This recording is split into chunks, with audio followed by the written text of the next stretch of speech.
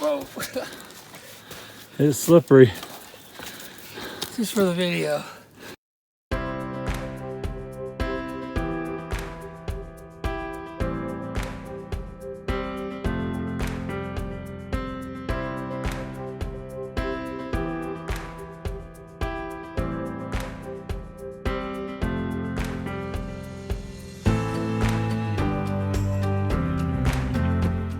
Hey everybody, Jess here is with me at the start of segment 9, which is here at Tennessee Pass. We're going to be going southbound down to Twin Lakes, about 35 miles. If you've seen this, then we decided to make it public. Otherwise, we're not.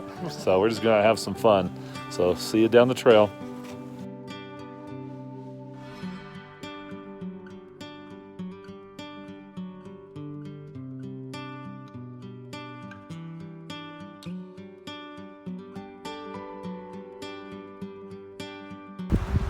Hey everybody, we're getting ready to cross into the Holy Cross Wilderness. We've gone about 6.9 today. We're going to get our permit here. Sorry about the wind noise. Been like that all day today. And hike another 0.1 and find a place to camp inside the wilderness boundary.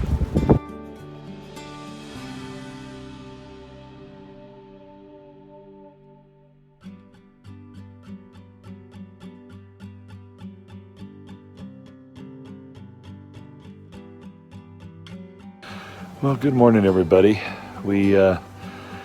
Let's see, let me give a recap for yesterday. We started off at the Tennessee Pass trailhead at about noon, 12:30-ish maybe, just slightly before that. We started out, we had a planned 6.9. We did that to this little, it's called Long Gulch. It's a trailhead here. And we're gonna start up that direction. Here in a little bit, we've got about, 1,000-foot climb, 700, actually maybe 700. So it'll be a good exercise here for the morning. I think, how did I do with the altitude? We're just slightly below 11,000 feet right here. And this whole trek is lower mileage for a couple of reasons: knees, oldness, and just the fact that I had COVID and I'm worried about my lung capacity, and I did more of the stopping yesterday than my friend Jess did, so he had to almost keep prodding me along. So anyway, it was a good hike. We were supposed to have rain all day yesterday. It didn't happen, but it did last night, so we're all pretty wet here this morning. So my big Agnes did well. I put some rags up in that Y section that leaked last time on me on the CT, and it didn't seem to leak last night. It also wasn't a torrential rain either, so. But definitely condensation issues. We were all wet. All right, time for some hot chocolate.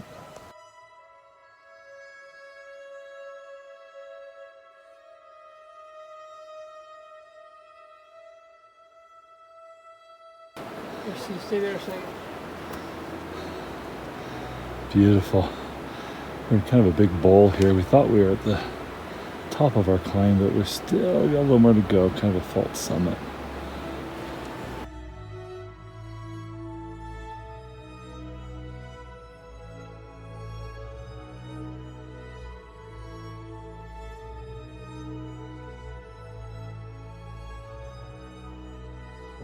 All right, we're headed that way. Here's the top of our climb, we believe, and here's a beautiful little pond and a little lake over there. And we came right down through there. And that's where the bowl was that we just saw.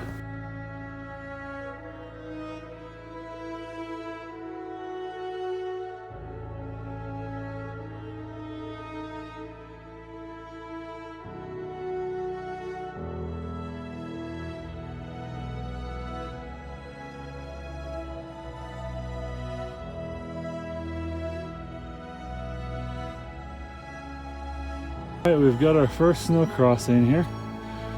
This climb has been about 45. That one's maybe more, 30? It's been tough.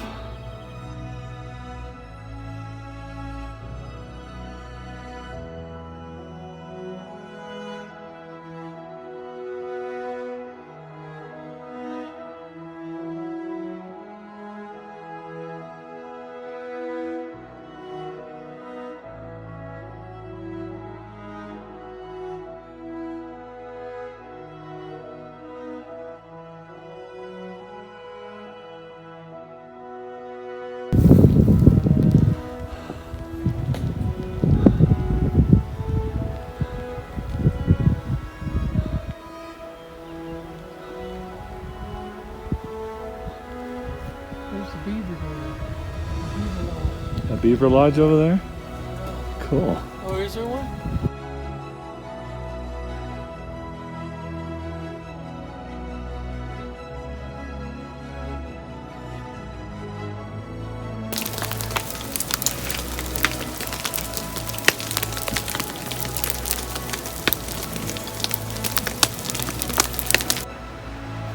We are being chased out of the Holy Cross Wilderness by a thunderstorm and lightning. We were so glad we got off that last summit. We were up at, what was it, 11,400 feet.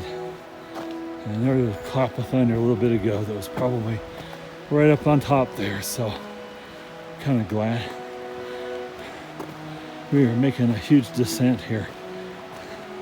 What a 2.5 mile. I'll tell you, the UCDT guys that are northbound, this is one nasty climb up out of,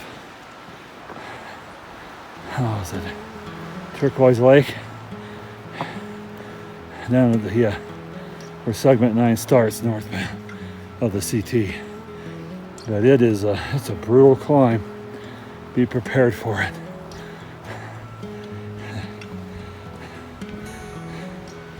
All right, I'm gonna put this phone away before it gets destroyed with the water. Well, good morning, everybody. Jess and I are here on the beginning of segment 10. And well, let's see, last night, I guess we kind of missed our campsite. Never saw it. And plus that glacial creek was really loud, so we kept going on. We found a good unpublished campsite, but it had a fire ring, so we felt okay to use that. And got everything set up, got dinner, got in bed early, 7:30. We were exhausted. Pretty brutal climbs yesterday. And then rain started in. About 4 times maybe it sprinkled. Kind of a light rain, no wind, just kind of coming down, kind of the kind of rain you like to go to sleep to. Got this morning, got somewhat, not really dry. It's got some things, tried to get dried out. Got packed up, and of course it started raining again. According to my Garmin, today was supposed to be a sunny day, so maybe not so much. Anyway, let me show you part of the trail here. That's the ascending part of the trail. This is our first climb of the day of 2 major climbs. And that's heading back down towards our campsite and to the beginning of segment 10. We're only, what, maybe 2 miles in at most, maybe not even that, 1.5 miles in? Mile and a half. 1.5 miles in. All right, so we're gonna hike on. See you later, everybody.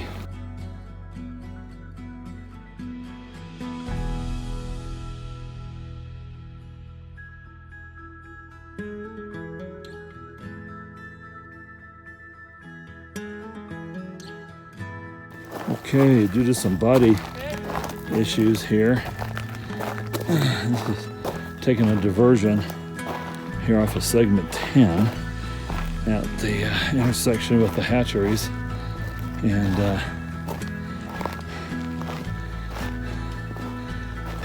I'm gonna head down to the trailhead, see if we can hitchhike into Leadville. And it's not, may not be the best place, but we're gonna try it and see. But we ran into a lady earlier with a dog for a day hike, and she mentioned maybe she would bail out of the Rock Creek Trail or the Highline Trail. We chose one early. May not have been the wise choice here. This thing is really steep.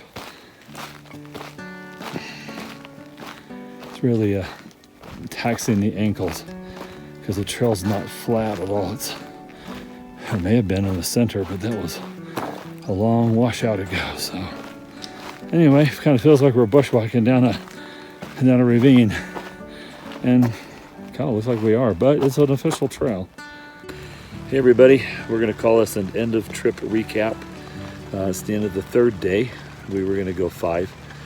We have bailed out. The rain has been pretty miserable. We've been pretty much packing up wet, setting up wet, sleeping wet. Jess has had some issues with one of his knees. So we, as you saw, we went down the Kearney Park Trail, which was pretty miserable. We found out later if we gone just a little bit further and taken the Rolling Creek Trail, it would have been a much nicer trail to go down. So word of wisdom for anybody else following behind us. And we found ourselves a spot here in a Forest Service campground. Generator running in the background. Not your great woodsy experience, but hey, you can hear I've got the rain that's going to lull me to sleep here in a little bit. I'm going to call this hiker midnight. It's not much else to do. We've eaten, we've got everything taken care of, and now it's just doing what everybody does when you backpack in a range. You just seek shelter and enjoy the solitude. Anyway, it was a great trip. In the end, instead of the 35-ish that we had hoped to do, we ended up doing about, I think, 19.1 CT miles and another 2 to get down to the fish hatchery, and then we were able to get a ride from a really nice lady that we met to recover the cars. So, all right, take care, everybody. Beautiful section of trail. 9 and 10 is absolutely gorgeous. I'm sure 11 is, and I'll get to find out some other time. Good morning, everybody. I'm going to wrap this video up with a little self-assessment. I compared kind of my personal performance this year with last year when I hiked with Mark along sections 5, 6 east and west into Breckenridge. Then I was slower than I wanted, about 13 miles a day. We had some days that I think it was a lot harder this time around, post-COVID. I definitely think I have some lung damage from it, and time will tell if I'm able to actually get to the point where I can maybe go out and finish the AT. I was hoping to do it this next spring, but time will tell. I might have to give it more time and more hiking. Now, granted, we were higher altitude. Here we're at, spent most of our time at 10, 11 and a half thousand feet. So with that, it was a little bit harder. But I could tell just from my own personal performance that I do have some COVID after effects, and that hopefully I can get it healed. Anyway, all right, everybody, I'm gonna leave you with a shot here of the river close to where we're camping, and then we're gonna go find a good boondocking spot for the night, and then we'll be done with our little trip. But this is it for the video. All right, to follow, here's some the river where we're camping.